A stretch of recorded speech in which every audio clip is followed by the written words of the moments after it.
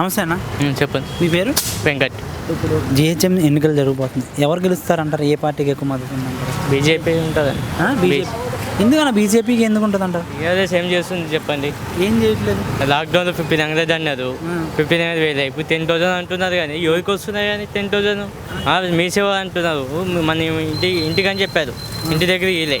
అప్పుడు మళ్ళీ మీసేవ అంటున్నాం. మీసేవకు వారం రోజుల నుంచి తిరుగుతున్నాం. ఏదన్నా మీసేవకి ఏం పెట్టింది తిరుగుతుంది? అదే 10,000 ఫార్మ్ కోసము వారం నుంచి అప్లై చేద్దాం పోతే బయట 200 రూపాయలు, 500 రూపాయలు, 1000 రూపాయలు అడుగుతున్నారు.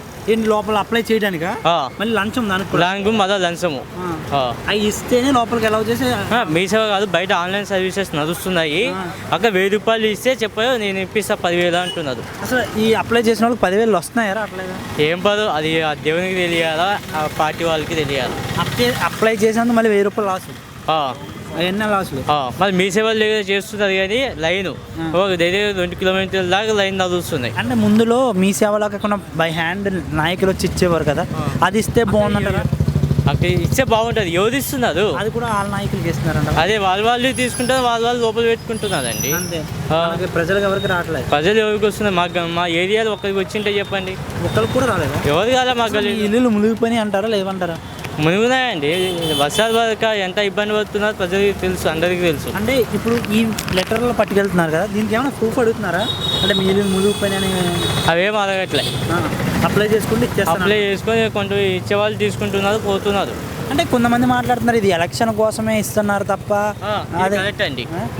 ఎమ్మెల్సీ ఎలక్షన్స్ కదా, డబ్బులు వస్తే అప్పుడు ఓట్లు వేస్తారని. ఎలక్షన్లో డబ్బులు పంచకూడదని ఉంటుంది కదా, అలా ఇవ్వకుండా నేను నెగ్గాక ఈ 10,000 అందరికీ వేస్తారని చెప్తే ఏం చేస్తారు మరి? ఎవరు ఏం చేయలేదండి. అప్పుడు ఓట్లు వేస్తారంటారా? వాళ్ళు ఇస్తామా? అది వాళ్ళు ఏదో చేస్తున్నామంటే అంటే ఈ 10,000 వస్తాయని నమ్మకం ఉందా లేదా? దేవుడు నాకైతే నమ్మకం లేదండి. నమ్మకం లేదు. నాకైతే 1% ఛాన్స్ లేదు. అంటే మరి ఈ GHMC ఎన్నికల కోసం ఈ ఆఫర్ అనేది ఇలా 10,000 ఏదో 10,000 పంచితే ఎవరైనా వేస్తారేమో అనే రకంతోనే. ఇప్పుడు వర్షాలు పది 8 రోజులు అయింది. ఇచ్చేవాళ్ళు అయితే అప్పుడే ఇవ్వాలి కదా, ఇంటికి వచ్చి ఇవ్వాలి. ఏదో అప్పుడే ముందు ఇంటికి వచ్చి ఇచ్చి మళ్ళీ మీ సేవలో కొంతమంది ఆన్లైన్ సర్వీసెస్. అంటే ఈ డబ్బులు ఇవ్వడం వల్ల చాలా ఇబ్బందులు అయితే, ఇవ్వకపోవడం వల్ల ఇబ్బందులు అయితే జరుగుతున్నాయి. కానీ చాలా బాధపడుతున్నారు. ఎండల్లో నిలుచుకొని ఉన్నారండి మీ సేవ దగ్గర. మార్నింగ్ 6 నుంచి సాయంత్రం 4 o'clock వెళ్ళా. మీరు అప్లై కాలే, ఏం చేయాలి? ఇంకా మార్నింగ్ 4 నుంచి సాయంత్రం ఎన్నింటి వరకు ఉంటున్నారు? 5 o'clock దాకా ఉంటుందండి. దొరికిన వాళ్ళు అప్లై చేసిన వాళ్ళు అప్లై చేస్తున్నారు. రీసెంట్గా మా ఫ్రెండ్ వాళ్ళు అప్లై చేసి 1 week అయింది, ఇంతవరకు అమౌంట్ రాలే వాళ్ళకి. అలా అయితే రావంటారు, మీకు 1% కూడా అయితే ఛాన్సే లేదండి. ఎన్నికల కోసం ఏదో ఎరైసారు, ఏదో ఇస్తున్నదంటే. అంటే టీఆర్ఎస్ గెలవకపోతే ఎవరు గెలుస్తారు? బీజేపీ గెలుస్తుంది అంటారా? బీజేపీ మన ఎక్కడ దుబాకలో బీజేపీ గెలిచింది కదా. అంటే ఇక్కడ GHMCలో టీఆర్ఎస్కి ఓటు వేసాను.